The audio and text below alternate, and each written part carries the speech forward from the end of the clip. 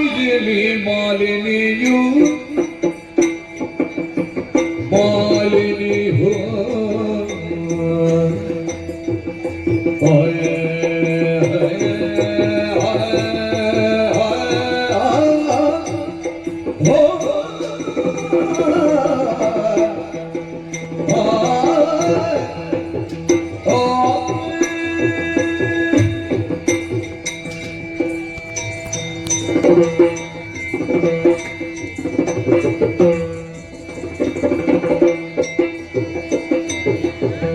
ಜನನೀಯಾಗಿಯಲಿ ಮಾಲಿನಿಯೋ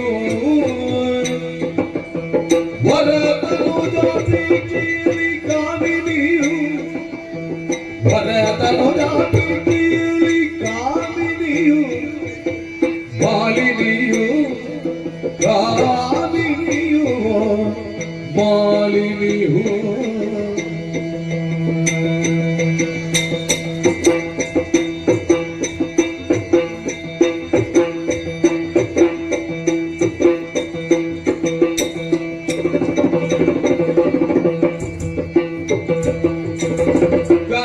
ಗರ್ಭನ ತಪವನು ಬೇರೆಯನು ತರಿ ಕನಕ ಗರ್ಭನ ತಪವನು ಬೇರೆಯನು ತರಿ ಒನಗಾಗಿ ನಡೆ ತಂದು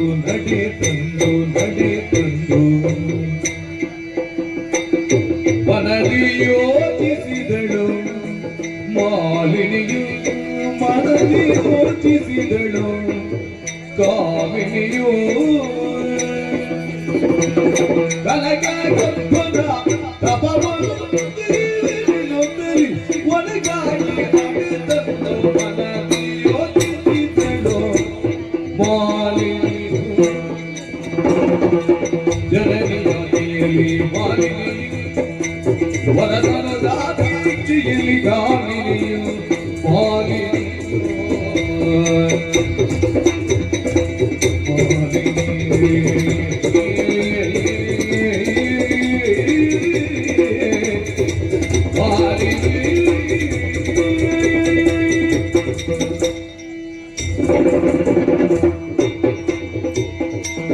ಹೂಗಳಿಗೆ ಪರಿಮಳವನ್ನು, ಚಂದ್ರನಿಗೆ ತಂಪನ್ನು, ಸೂರ್ಯನಿಗೆ ಪ್ರಕಾಶತೆಯನ್ನು, ರತಿಪತಿಗೆ ಮೂರ್ಲೋಕ ಆನಂದಿಸಲು ಸೊಬಗವನ್ನು, ಸಕಲವನ್ನು ಒದಗಿಸುವವನು ಕೈಲಾಸಪತಿಯಾದಂತಹ ಪ್ರಭು ಪರಮೇಶ್ವರ ಸ್ವಾಮಿ. ರತ್ನಖಚಿತವಾದಂತಹ ಕಿರೀಟದಲ್ಲಿ ಮಾಣಿಕ್ಯದ ಹರಳೊಂದು ಯಾವ ರೀತಿಯಾಗಿ ಶೋಭಾಯಮಾನವಾಗಿ ಶೋಭಿಸುತ್ತದೆಯೋ ತದ್ರೀತಿಯಾಗಿ ಪ್ರಪಂಚದಲ್ಲೇ ಶೋಣಿತಾಪುರ ಎನ್ನುವುದು ಶೋಭಿಸುತ್ತಾ ಉಂಟು. ಇದು ಇಷ್ಟೆತ್ತರಕ್ಕೆ ಬೆಳೆಯಬೇಕು ಅಂತಾಗಿದ್ದರೆ ಇಲ್ಲಿ ಶ್ರಮಿಸಿದವರ ಬಗ್ಗಿನ ಆಲೋಚನೆಯನ್ನು ಮಾಡಲೇಬೇಕಾಗುತ್ತದೆ.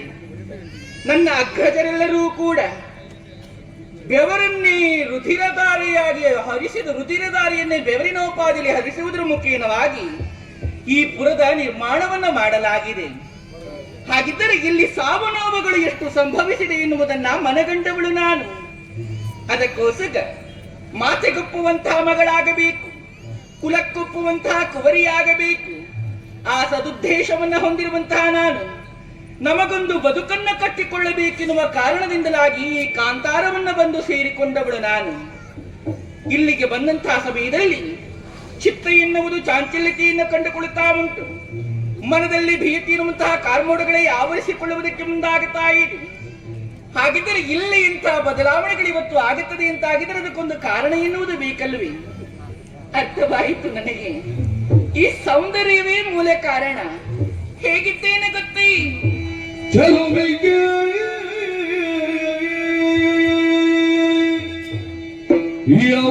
ಯೌವನದ್ಯೂದ ಯೌವನದಿಂದ ನಾ ಸಲಿಸುವೆ ಅದರಿಯೂದ ಯೌವನದಿಂದ ಅದರಿಂದ ಯೌವನದಿಂದ ಚೆಲುವಿಗೆ ಯೌವನದಿಂದ ಯೌವನದಿಂದ ಯೌವನದಿಂದ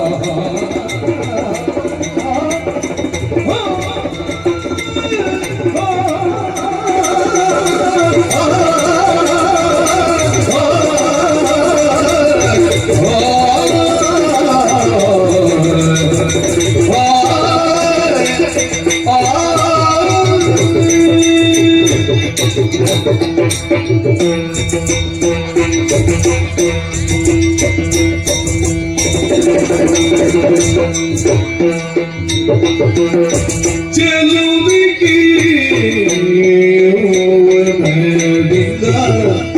ಯೌವನದಿಂದ ಯೌವನದಿಂದ ಯೌವನದಿಂದ ಯೌವನದಿಂದ ಯೌವನದಿಂದ ಯೌವನದಿಂದ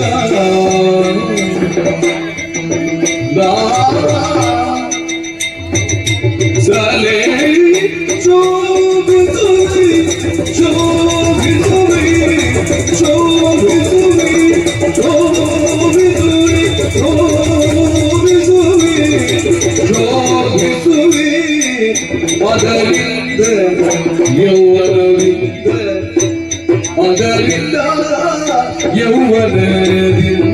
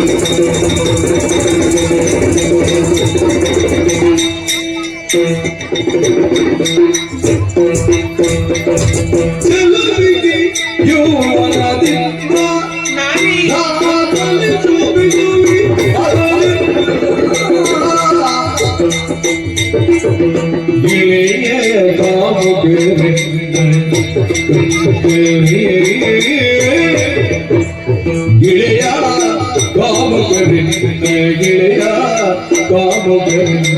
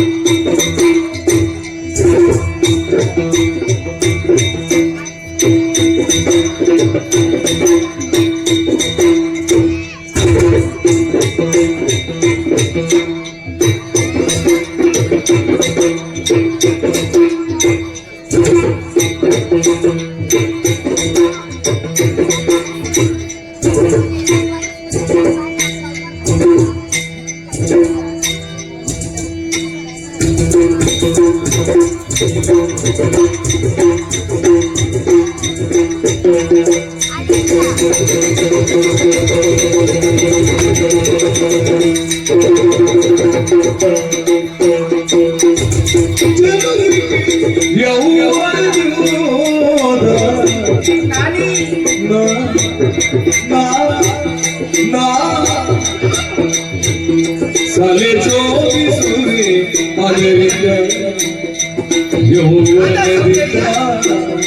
यौवन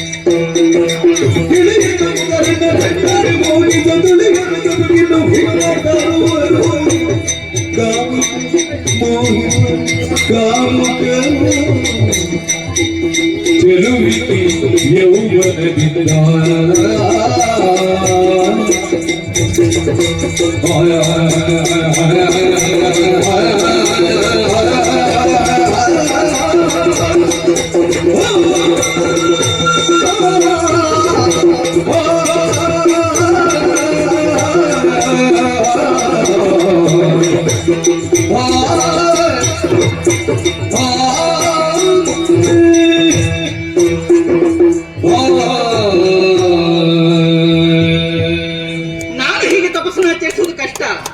ಯಾಕೆ ನನ್ನನ್ನೇ ನಾನು ಸರಿಯಾಗಿ ನೋಡಿಕೊಳ್ಬೇಕಾಗುತ್ತಾ ಇದೆ. ನಾನು ರಾಜಮಾರ್ಗದಲ್ಲಿ ಹಾದು ಬರುವಂತಹ ವೇಳೆಯಲ್ಲಿ ಅದೆಷ್ಟೋ ನಾರೀಮಣಿಯರು ನನ್ನನ್ನು ನೋಡಿ ಮಾಡುವುದು ಹೇಗೆ ಗೊತ್ತೇ? ನಗಾಡ್ಬೇಕಾರೆ ಅವರು ಅವರು ನಗುವುದು ಯಾಕೆ? ಉತ್ತರ ಗೊತ್ತಾಯಿತು. ಅಲ್ಲಿರದ ಸೌಂದರ್ಯವ ಇಲ್ಲಿ ಕಾಂಬ ಕಾಲದಲ್ಲಿ ಸ್ತ್ರೀ ಸಹಜವಾದಂತಹ ಗುಣ ಮಾಶ್ಚರ್ಯ, ಆ ಗುಣದಿಂದ ಹೊಟ್ಟೆ ಕಿಚ್ಚಿನಿಂದ ನಗಾಡ್ತಾ ಇದ್ದಾರೆ. ಅವರ ಭಾವನೆ ಹೇಗೆ? ಅವರು ಹಾಗೆ ಮಾಡಿದ್ರೆ ನನ್ನ ತಪಸ್ಸಿಗೆ ವಿಘ್ನವಾಗುತ್ತದೆ ಎನ್ನುವ ಹಾಗೆ. ಹಾಗಾಗುತ್ತದೆ? ಖಂಡಿತವಾಗಿ ಇಲ್ಲ. ವಿಘ್ನವಾದರೆ ಯಾರಿಂದ? ಅದು ಅಲ್ಲಿ ನೋಡಿ, ಅಯ್ಯೋ ನನ್ನನ್ನು ನೋಡಿ ಸುಮ್ಮನೆ ಕುಳಿತುಕೊಂಡಿದ್ದಾನ, ಕಾಲನ್ನು ಹೀಗೆ ಆಡಿಸ್ತಾ ಇದ್ದಾನೆ. ನೋಡಿ ಎಂತ ಸ್ವಲ್ಪ ಹೊತ್ತಿನಲ್ಲಿ ಅವನು ಇಲ್ಲಿಗೆ ಬರ್ತಾನೆ. ಯಾಕೆ? ಇಳೆಯ ಕಾಮುಕರಿಂದ ನಮಗೆ ಭೀತಿಯಾಗುತ್ತದೆ. ಕೆಲವರಿಗೆ ಹೆಣ್ಣು ಮಕ್ಕಳೇ ಆಗಬೇಕು ಅಂತಿಲ್ಲ ಸ್ವಾಮಿ. ಕಂಬಕ್ಕೆ ಒಂದು ಸೀರೆ ಉಡಿಸಿ ನಿಲ್ಲಿಸಿ ಪಕ್ಕದಲ್ಲಿ ಹೋಗಿ ನಿಂತುಕೊಳ್ತಾರೆ. ಅಂತಹ ಕಾಮುಕರೇ ಹೆಚ್ಚಾಗಿದ್ದಾರೆ. ಹೀಗಿರುವಾಗ ಅಂಥವರ ಭೀತಿ ನನಗುಂಟು. ಮತ್ತೊಂದು ವರ್ಗವೇ ಉಂಟು ಸ್ವಾಮಿ. ಸುರರೆಮ್ಮ ಹಗೆಗಳಾಗಿ ಹರು ನಮ್ಮ ಯಜ್ಞೆಯ ಕಂಡು ಸಹಿಸಿಕೊಳ್ಳುವುದಿಲ್ಲ ಅವರು. ಹೊಟ್ಟೆ ಉರಿ. ಈ ಮೇಲಿದ್ದು ಅವರು ಸ್ವಲ್ಪ ನನಗೆ ಹೆದರಿಕೆ ಉಂಟು. ಎಷ್ಟು ಹೊತ್ತಿಗೆ ಏನು ಮಾಡ್ತಾರೆ ಅಂತ ಗೊತ್ತಾಗುವುದಿಲ್ಲ. ಹೌದಪ್ಪ, ನಾನು ತಪಸ್ಸನ್ನು ಆಚರಿಸುತ್ತಿರುವಂತಹ ವಿಚಾರ ಒಂದು ವೇಳೆ ಅವರಿಗೆ ವೇದ್ಯವಾಯಿತು ಅಂತಾಗಿದ್ದರೆ ಯಾವುದಾದರೂ ರೀತಿಯಲ್ಲಿ ಬಂದು ನನ್ನ ತಪಕ್ಕೆ ವಿಘ್ನವನ್ನು ತರ್ತಾರೆ. ಹಾಗಿದ್ದರೆ ಇವತ್ತು ಈ ರೂಪವನ್ನು ಮರೆಮಾಚಿಕೊಂಡು ಕುರೂಪಿ ಆಗಲೇಬೇಕು ನಾನು. ಹಾಗಿದ್ರೆ ಹೇಗೆ ತಪಸ್ಸನ್ನು ಆಚರಿಸುವುದು? ಜಿಂಕೆ ಆಡೀತ, ವ್ಯಾಘ್ರಗಳ ಭೀತಿ, ಈಗ ಹೊರಗದ ರೀತಿಯಲ್ಲಿ ತಪಸ್ಸನ್ನು ಆಚರಿಸುವುದೇ? ಮೇಲಿಂದ ಬರುವಂತಹ ಗರುಡ, ಹಾಗಿದ್ರೆ ಹೇಗೆ? ಯಾವ ರೀತಿ? ಒಟ್ಟು ಬರುವಾಗಲೇ ಸಮಸ್ಯೆ ಆಯ್ತಲ್ಲ ನನಗೆ. ಸಮಸ್ಯೆಯನ್ನು ನನಗೆ ಮುಗಿಲಿಕ್ಕಿಲ್ಲಪ್ಪ. ಏನು ಮಾಡುವ? ಹೇಗೆ?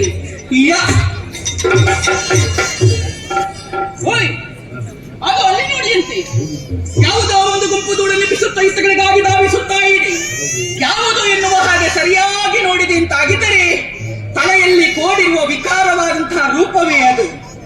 ಮಹಿಷಿಗಳ ಹಿಂಡು. ನನಗದುವೇ ಸರಿಯಾದಂತಹ ಮಾರ್ಗ. ಶೀಘ್ರವೇ ಮಹಿಷಿ ರೂಪವನ್ನು ತಪಸ್ಸನ್ನು ಆಚರಿಸುತ್ತೇನೆ.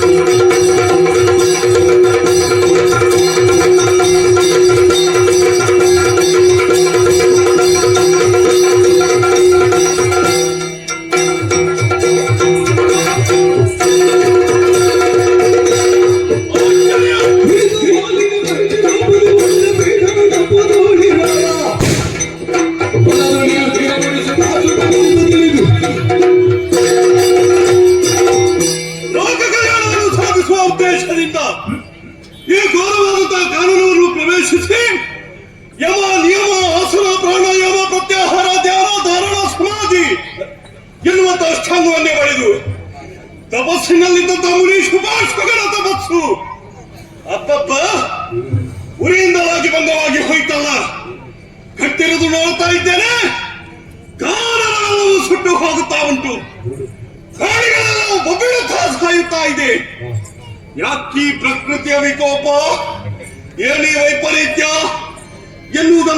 ತರ್ಕಿಸಿಕೊಳ್ಳುವುದಲ್ಲ. ಭಗವಂತನ ಅನುಗ್ರಹದಿಂದ ಸಂಪಾದಿಸಿದ್ದಾರೆ ದಿವ್ಯ ದೃಷ್ಟಿಯನ್ನೇ ನಾಶಿಕ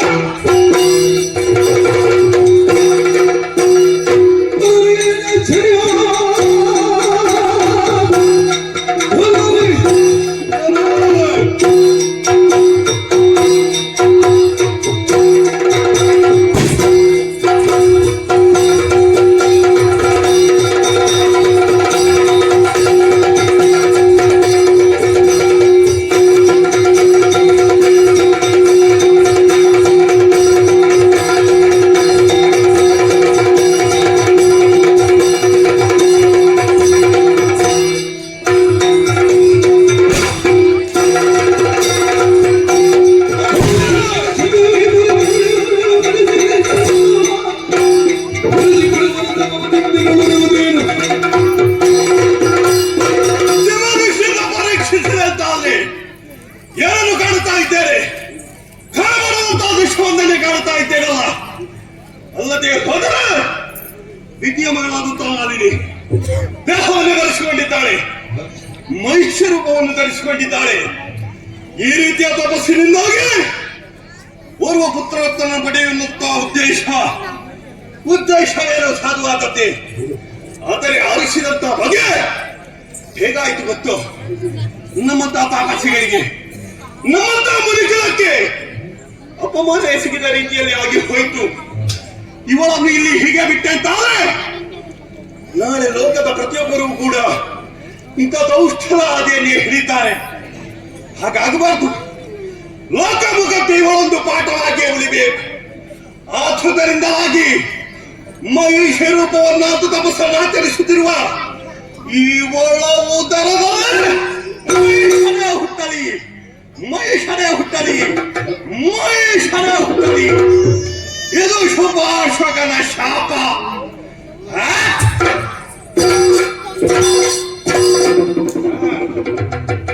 ತಟ್ಟಿತು.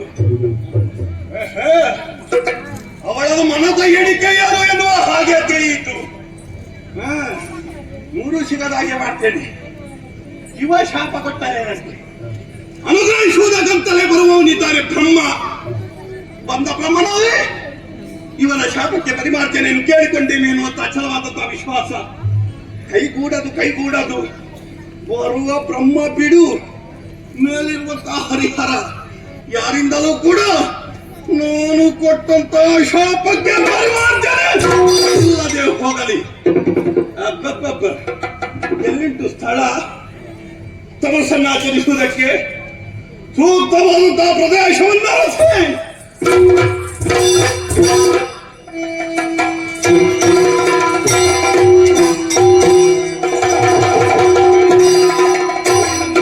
ಏನಿದು ಘನತರ ತಪವೋ ಮಾಡಿ ಮಣಿಯಿನಿ ಫಲನಿಧಿ ದಿನವೋ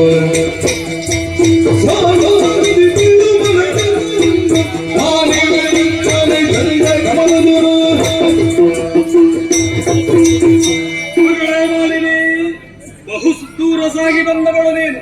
ನನ್ನನ್ನು ಪ್ರಸನ್ನೀಕರಿಸಿಕೊಳ್ಳುವಂತಹ ಉದ್ದೇಶದಿಂದ ನಿಶ್ಚಲವಾದಂತಹ ತಪಸ್ಸಿನಲ್ಲಿ ತೊಡಗಿಸಿಕೊಂಡಿದ್ದೀಯ. ಬಳಲಿದೆಯಾ? ಬಾಯಾಗಿದೆಯಾ? ದುಃಖಿಸಬೇಡವನ್ನು. ನಿನ್ನ ಬಳಲಿಕೆಲ್ಲವೂ ನೀಗುವ ಹಾಗೆ ಮಾಡುತ್ತೇನೆ. ನಿನ್ನ ಮನೋರಥವನ್ನು ಈಡೇರಿಸುತ್ತೇನೆ. ಕೇಳಿಕೊ. ಕರುಣ ಸಾಗರ ದೇವ ಪರಮೇಷ್ಠಿ ಕೇಳಯ್ಯ ಮನುಷ್ಯರಿದ್ದಲ್ಲಿ ಮನದಿನ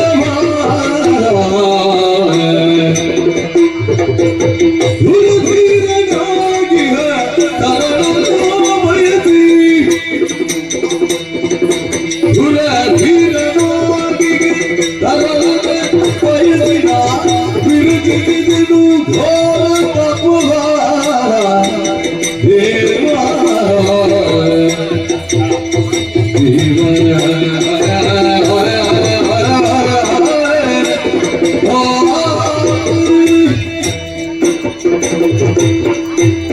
ಕರುಣಾಸಾಗರ ದೇವ, ಮೊದಲಾಗಿ ಪವಿತ್ರವಾದಂತಹ ಪದಯುಗ್ಮಗಳಿಗೆ ಅಭಿವಂದಿಸಿಕೊಂಡವಳಿಕೆ ಬಯಸುತ್ತೇನೆ. ಒಳಿತಾಗ್ಲಮ್ಮ. ಈ ಪ್ರಶಾಂತವಾದಂತಹ ವಾತಾವರಣವನ್ನು ಸೇರಿಕೊಂಡಂತಹ ನಾನು ನಿಡುಗಾಲದಿಂದ ನಿಮ್ಮ ತಪಶ್ಚರ್ಯೆಯಲ್ಲಿ ತೊಡಗಿದವಳು. ಒಳ್ಳೆಯದು. ಈ ಮುಗುಳ್ನಗೆಯನ್ನ ಕಂಡಂತಹ ಕಾಲದಲ್ಲಿ ಪುಳಕಿತಾನಂದ ಗಾತ್ರನಾಗುತ್ತಾ ಇದ್ದೇನೆ.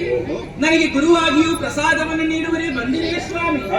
ಈ ಕಾಲದಲ್ಲಿ ನನ್ನ ಒಡಲಾಳದಲ್ಲಿ ಹುಟ್ಟಿಕೊಂಡಿರುವಂತಹ ಆಸೆಯನ್ನು ವಿಸ್ತರಿಸುತ್ತೇನೆ ತಂದೆ. ಏನಮ್ಮ? ದುರಧೀರನಾದಂತಹ ಮಗನನ್ನ ಪಡೆಯಬೇಕಿರುವಂತಹ ಅಭಿಲಾಷೆಯಿಂದ ತದ್ರೀತಿಯಾದಂತಹ ತಪವನ್ನಾಚರಿಸುತ್ತಾ ಇದ್ದೇನೆ. ಅಭಿಷ್ಟಗಳೆಲ್ಲವೂ ಕೂಡ ನೆರವೇರುವ ಹಾಗೆ ಮಾಡಿ ಭಕ್ತಾಭೀಷ್ಟ ಫಲಪ್ರದಾಯಕನಲ್ವೇನೋ ಶರಣ ಸಂಜೀವನ ನಿನ್ನ ತಂದೆಯ ಸ್ಥಾನದಲ್ಲಿ ನಿಂತು ಅನುಗ್ರಹಿಸಬೇಕಾದವು. ಅರ್ಥಾಯ್ತು. ಅದಕ್ಕೆ ಬೇಕಾಗಿಯೇ ಶೀಘ್ರಾತಿ ಶೀಘ್ರವಾಗಿ ಒಲಿದು ನಿಂತಿದ್ದೇನೆ.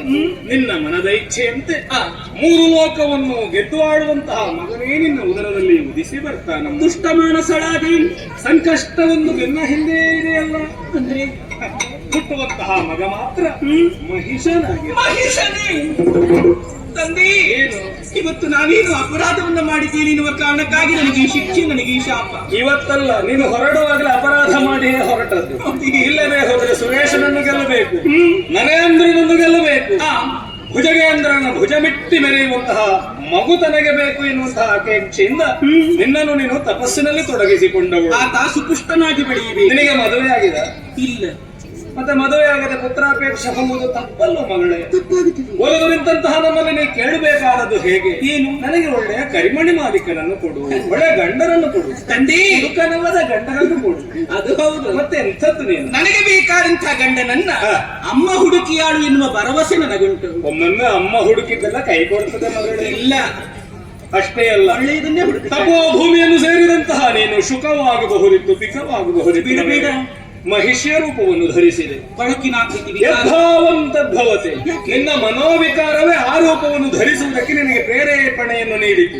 ಪರಿಣಾಮವಾಗಿ ನಿನ್ನ ಉದರದಲ್ಲಿ ಹುಟ್ಟುವ ಮಗ ಮಹಿಷನೇ ಆಗುತ್ತಾನಮ್ಮ. ಅದು ಹೇಗೆ ತಂದೆ? ಅದಕ್ಕೊಂದು ಪೂರಕವಾದ ವಾತಾವರಣವೂ ಇಲ್ಲಿ ನಡೆದು ಹೋಗಿದೆ. ಯಾವುದು? ನಿನ್ನ ತಪದ ಜ್ವಾಲೆಯಿಂದ ಕುಪಿತನಾದ ಸುಪಾರ್ಶ್ವತ ಶಪಿಸಿದ್ದಾನೆ. ಹೇಗೆ? ನಿನ್ನ ಉದರದಲ್ಲಿ ಕೋಣನೇ ಹುಟ್ಟಲಿ. ತಂದೆ, ಇದು ಮುನಿ ಇಟ್ಟಂತಹ ಶಾಪ ಅಲ್ಲವೇ? ತ್ರಿಮೂರ್ತಿಗಳಲ್ಲಿ ಒಬ್ಬರಾದವರು ತಾವು. ನಿಮ್ಮಿಂದ ಆ ಶಾಪಕ್ಕೆ ಪರಿಮಾರ್ಜನೆ ಸಿಗಬಹುದು. ಇಲ್ಲೋ ಅಮ್ಮ, ಶಾಪ ಕೊಟ್ಟ ತಕ್ಷಣ ತಲೆ ಅಲ್ಲಾಡಿಸಿದೆಯಾ? ಸ್ವಭಾವ ನಿನಗೆ ಅಷ್ಟು ಅವಸರ ಏನು? ನೀನು ತಲೆ ಅಲ್ಲಾಡಿಸಿದ್ದರಿಂದ ಅವನಿಗೆ ಗೊತ್ತಾದದ್ದು ಬರುವವನಿದ್ದಾನೆ ಬ್ರಹ್ಮ. ಓ, ಬ್ರಹ್ಮ ಬಿಡು ಅಂದ್ರೆ ಬೇಡ ಅಂದ್ರೆ ಬ್ರಹ್ಮ ಏನು ಅಲ್ಲ ಅಂತ. ಓಹೋ ಮಗಳೇ, ಅದೇನದು? ಮನೋವೇಗವನ್ನು ಮೀರಿ ನಿಂತದ್ದು ಮಂತ್ರವೇಗ. ನಿನ್ನ ಅಪ್ಪ ಕಶ್ಯಪನ ಒಬ್ಬ ಮುನಿ ಅಲ್ವಾ? ಅಯ್ಯೋ ಹೌದು. ಅವನ ಯೋಗ್ಯತೆಯನ್ನು ನೀ ಒಪ್ಪಿಕೊಳ್ಳುತ್ತೆ ಅಂತ ಒಪ್ಪಿಕೊಳ್ತೇನೆ. ಸುಪಾರ್ಶ್ವಕನ ಮಹಿಮೆಯನ್ನು ನೀ ಒಪ್ಪಿಕೊಳ್ಳಲೇಬೇಕು. ಶಾಪವಾಕ್ಯದಂತೆ ನಿನ್ನ ಉದರದಲ್ಲಿ ಹುಟ್ಟುವಂತಹ ಮಗ ಮಾತ್ರ ಮಹಿಷನೇ. ಅಯ್ಯೋ, ಅಂಥವನನ್ನು ನಾನು ಹೇಗೆ ಮುದ್ದಾಡಬೇಕು? ನನ್ನ ಆಸೆ ಹೇಗೆ ಈಡೇರುತ್ತದೆ? ನಿನ್ನ ಆಸೆ ಏನು ಅಮ್ಮ? ಮಹಾಬಲ. ಆಸೆ ಎನ್ನುವುದಕ್ಕೆ ಕೊನೆ ಇಲ್ಲ. ಅದು ಒಂದಷ್ಟಿದ್ರೆ ಮತ್ತಷ್ಟು ಬೇಕು, ಮತ್ತಷ್ಟಿದ್ರೆ ಇನ್ನಷ್ಟು ಬೇಕು. ಒಮ್ಮೊಮ್ಮೆ ಏನೂ ಇರುವುದಿಲ್ಲ. ಅತಿ ಆಸೆ ದುರಾಸೆಗೆ ಗತಿಗೇಡಿಗೆ ಕಾರಣವಾಗುತ್ತದೆ ತಾಯಿ. ನೀನು ಬಯಸಿರುವುದು ಪರಾಕ್ರಮವನ್ನೇ ವಿನಃ ರೂಪವನ್ನಲ್ಲವಲ್ಲ. ಅಲ್ಲ, ಕೋಣನಾದ್ರೆ ಏನಂತ ಮಹಾಬಲ ಆಗ್ತಾನೆ. ನೀನು ಇಂದು ಅಡಿ ಇಡುವ ಪ್ರತಿಯೊಂದು ಹೆಜ್ಜೆಯಲ್ಲೂ ಜಾಗರೂಕರಾಗಿರ್ಬೇಕಮ್ಮ. ನಿನ್ನನ್ನು ಗಮನಿಸ್ತಾರೆ. ಒಳ್ಳೆಯದಾಗಿ ಕಳಗೆ ಗಲ್ಪನೇ ಮರುಗೊಂಡು ಮಾಲಿನಿ ಎಳವರ ಭದ್ರವನೇ ದಾಳಿ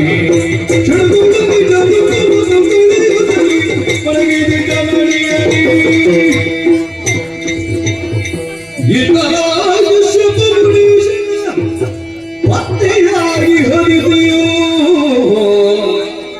ಇದೆಯೋ ದೇವಿ ಜೀವನವೇ ಸಾರ್ಥಕವಾಯಿತು. ಮಗಳಾದಂತಹ ಮಾಲಿನಿ ಕಾನನವನ್ನು ಸೇರಿ ಬ್ರಹ್ಮದೇವನ ಕುರಿತು ತಪಸ್ಸನ್ನು ಆಚರಿಸಿ ವರಗಳನ್ನು ಪಡೆದು ಅರಮನೆಯನ್ನು ಬಂದು ಸೇರಿದ್ದಾಳೆ. ಪ್ರಾಯ ಪ್ರಬುದ್ಧಳಾದಂತಹ ಮಗಳಿಗೆ ಮದುವೆ ಮಾಡಿಸುವುದು ತಾಯಿಯಾದಂತಹ ನನ್ನ ಕರ್ತವ್ಯ. ಆಕೆಯ ರೂಪಕ್ಕೆ ಅನುರೂಪನಾದಂತಹ ವರನಿಯಾರಿ ಎನ್ನುವುದಾಗಿ ಯೋಚಿಸಿದಾಗ ಪಾತಾಳದ ಮಧುವನದಧಿಕಾರಿ ವಿಜೃಂಭಾಣಿ ಎನ್ನುವುದಾಗಿ ತಿಳಿದುಕೊಂಡಿದ್ದೇನೆ. ಓಲೆಯನ್ನು ಬರೆದು ದೂತನ ಮೂಲಕ ಕಳಿಸುತ್ತೇನೆ.